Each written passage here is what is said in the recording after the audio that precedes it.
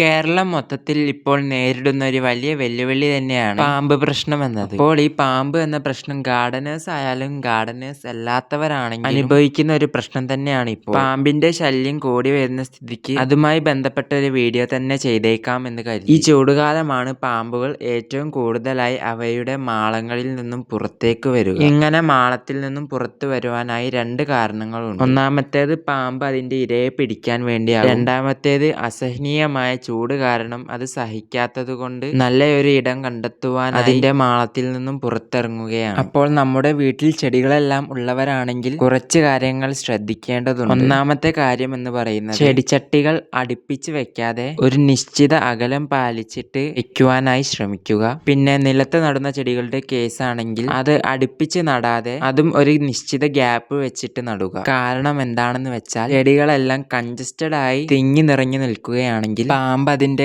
ഇടയിൽ കയറി ഒളിച്ച് നമുക്ക് പെട്ടെന്ന് കാണുവാൻ സാധിച്ചില്ലെന്ന് വരും. പിന്നെ കഴിയുന്നതും അതിനോട് ചേർന്ന് ഒരുപാട് പൊക്കത്തിൽ പോകുന്നതോ അല്ലെങ്കിൽ ഒരുപാട് ക്ലൈംബ് ചെയ്ത് പോകുന്നതോ ആയ ചെടികൾ നടാതെ ഇരിക്കുക. പിന്നെ ഇങ്ങനെ മതിലിലെ ക്രീപ്പിംഗ് ആയി പോകുന്ന ചെടികളെ കഴിയുന്നതും ഒഴിവാക്കുവാൻ ശ്രമിക്കുക. മിക്ക ആൾക്കാരുടെ വീടുകളിലും വലിയ മരങ്ങളൊക്കെ കാണും. അതുകൊണ്ട് തന്നെ പഴുത്ത ഇലകളും കരിയിലകളും എല്ലാം അതിന് ചുവട്ടിൽ കാണും. ഈ കരിയിലകളുടെ ഇടയിലും പാമ്പുകൾ പതുങ്ങിയിരിക്കുവാൻ സാധ്യതയുണ്ട്. അതുകൊണ്ട് തന്നെ ആ കരിയിലകൾ ഡെയിലി അടിച്ചു വാരുവാൻ ശ്രമിക്കുക. അടിച്ചു വാരുന്നതിന് മുമ്പ് ഒരു സ്റ്റിക്ക് ഉപയോഗിച്ച് ആ കരിയിലകളിലൂടെ ഒന്ന് പരതി നോക്കുന്നത് നല്ലതാണ്. പുറത്തേക്ക് ഇറങ്ങുമ്പോൾ കഴിയുന്നതും ബൂട്ട്സോ അല്ലെങ്കിൽ ഷൂസോ ഇടുവാൻ ശ്രമിക്കുക. ചെടികൾക്ക് വെള്ളം ഒഴിക്കാൻ പോകുന്നതിന് മുമ്പ് ആ ഭാഗം മൊത്തം നല്ല രീതിയിൽ സെർച്ച് ചെയ്യുക. ആളൊഴിഞ്ഞ പറമ്പിലേക്ക് കഴിയുന്നതും പോകാതെ ഇരിക്കുക. മെയിൻ ആയ പോയിന്റ് എന്ന് പറയുന്നത് നമ്മുടെ വീടും പരിസരവും വളരെ വൃത്തിയായി സൂക്ഷിക്കുക. നമ്മുടെ വീടും പരിസരവും വൃത്തിയല്ലെങ്കിൽ ഇവിടേക്ക് എലി പോലുള്ള ജീവികൾ വരുവാൻ സാധ്യതയുണ്ട്. അതുകൊണ്ട് തന്നെ അവയെ പിടിക്കുവാനായി ഈ പാമ്പുകളും വന്നേക്കാം. പിന്നെ ചെടികൾക്കിടയിൽ വളരുന്ന കളകളും കാടും എല്ലാം നല്ല രീതിയിൽ വെട്ടി നശിപ്പിക്കേണ്ടതാണ്. മതിലിന്റെ മുകളിൽ ഏതെങ്കിലും ചട്ടികൾ വെച്ചിട്ടുണ്ടെങ്കിൽ അതിന് വെള്ളം ഒഴിക്കുന്നതിന് മുൻപ് ഒരു വടി കൊണ്ട് ആദ്യം തട്ടി നോക്കിയിട്ട് പാമ്പില്ലെന്ന് ഉറപ്പ് വരുത്തിയ ശേഷം മാത്രം നനയ്ക്കുവാൻ പോവുക. വീട്ടിലെ വാതിലും ജനാലയും എല്ലാം ആവശ്യമില്ലാതെ വെറുതെ തുറന്നിടാതെ ശ്രമിക്കുക. പുറത്തെ അന്തരീക്ഷത്തെക്കാൾ കുറച്ചുകൂടെ മെച്ചപ്പെട്ട അന്തരീക്ഷമാണല്ലോ വീടിനകത്ത്. അതുകൊണ്ട് ഇങ്ങനെ തുറന്നിട്ടാൽ പാമ്പ് ഉള്ളിലേക്ക് വരുവാനുള്ള സാധ്യത കൂടും. വിറകരിയിൽ നിന്നും വിറകുകളോ മറ്റോ എടുക്കുകയാണെങ്കിൽ സൂക്ഷിച്ചു മാത്രം എടുക്കുക. അതിനുള്ളിലെല്ലാം പാമ്പ് ചുരുണ്ട് കിടക്കുവാനുള്ള സാധ്യത ഏറെയാണ്. പിന്നെ കൊച്ചു കുട്ടികളുള്ള വീടുകളാണെങ്കിൽ കുട്ടികളെ ഒരിക്കലും മുറ്റത്തേക്ക് ഒറ്റയ്ക്ക് വിടാതെ ഇരിക്കുവാൻ ശ്രമിക്കുക. പാമ്പിനെ നേരിട്ട് കണ്ടാൽ അതിന്റെ അടുത്തേക്ക് ഒരിക്കലും പോകാതെ ഇരിക്കുവാൻ ശ്രമിക്കുക. അതിനെ തല്ലുവാനോ കൊല്ലുവാനോ ശ്രമിക്കരുത്. അങ്ങനെ ശ്രമിക്കുകയാണെങ്കിൽ ആ പാമ്പ് കൂടുതൽ അഗ്രസീവ് ആവുകയോ പാമ്പിനെ നേരിട്ട് കണ്ടാൽ അതിനെ സ്വന്തമായി കൈകാര്യം ചെയ്യാതെ സ്നേക്ക് റെസ്ക്യൂ ടീമിനെ എത്രയും വേഗം ഈ കാര്യം അറിയിക്കുക. കാടും പുല്ലുകളും നിറഞ്ഞ സ്ഥലങ്ങളിലൂടെ നടക്കുകയാണെങ്കിൽ നല്ല കട്ടിയുള്ള ബൂട്ടുകളും നീളമുള്ള പാന്റുകളും ധരിക്കുവാൻ ശ്രമിക്കുക. രാത്രിയിൽ വീടിന്റെ പുറത്തേക്ക് ഇറങ്ങുകയാണെങ്കിൽ ടോർച്ചോ മറ്റ് വെളിച്ചമോ ഉപയോഗിക്കുക. എങ്ങനെയെങ്കിലും പാമ്പിനെ നേരിട്ട് കാണുകയാണെങ്കിൽ അതിനെ ശല്യം ചെയ്യാതെ പതുക്കെ അവിടെ നിന്ന് മാറിപ്പോകുവാൻ ശ്രമിക്കുക. പാമ്പിന്റെ കടി ഏറ്റുകഴിഞ്ഞാൽ എത്രയും പെട്ടെന്ന് തന്നെ ആ വ്യക്തിയെ അടുത്തുള്ള ഹോസ്പിറ്റലിലേക്ക് എത്തിക്കുക. കടിയേറ്റ വ്യക്തി പരിഭ്രമിക്കുന്നത് ഹൃദയമിടിപ്പ് കൂടുവാനും വിഷം വേഗത്തിൽ വ്യാപിക്കുവാനും കാരണമാണ്. അതുകൊണ്ട് ആ വ്യക്തിയെ എങ്ങനെയെങ്കിലും കാം ആൻഡ് ക്വൈറ്റ് ആയിട്ട് ഇരുത്തുവാനായി ശ്രമിക്കുക. പാമ്പ് കടിയേറ്റ ഭാഗത്തിന് മുകളിൽ തുണിയോ കയറോ വെച്ച് മുറുക്കി കെട്ടുന്നത് ആ ഭാഗത്തേക്കുള്ള രക്തയോട്ടം തടയുകയും വിഷം കെട്ടിക്കിടന്ന് ആ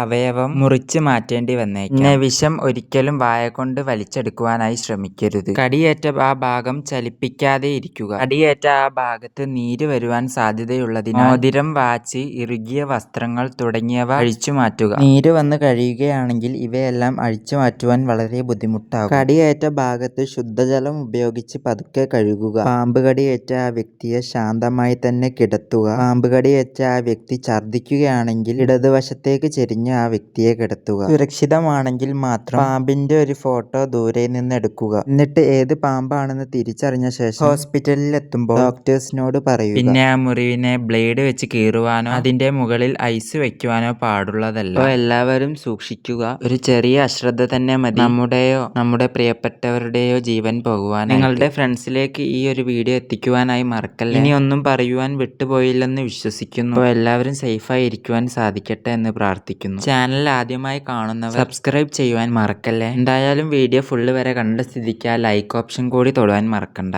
വീഡിയോയുമായി ബന്ധപ്പെട്ട അഭിപ്രായങ്ങൾ കമന്റ് ബോക്സ് വഴി ഷെയർ ചെയ്യുവാനായി മറക്കല്ലേ. പിന്നെ ഞാനിതിൽ എന്തെങ്കിലും പറയാൻ വിട്ടുപോയിട്ടുണ്ടെങ്കിൽ അതും നിങ്ങൾക്ക് കമന്റ് ബോക്സ് വഴി പങ്കുവയ്ക്കാവുന്നതാണ്. അപ്പോൾ ശരി, പുതിയൊരു ലോങ് വീഡിയോയുമായി ഉടനെ തന്നെ തിരിച്ചു വരാം.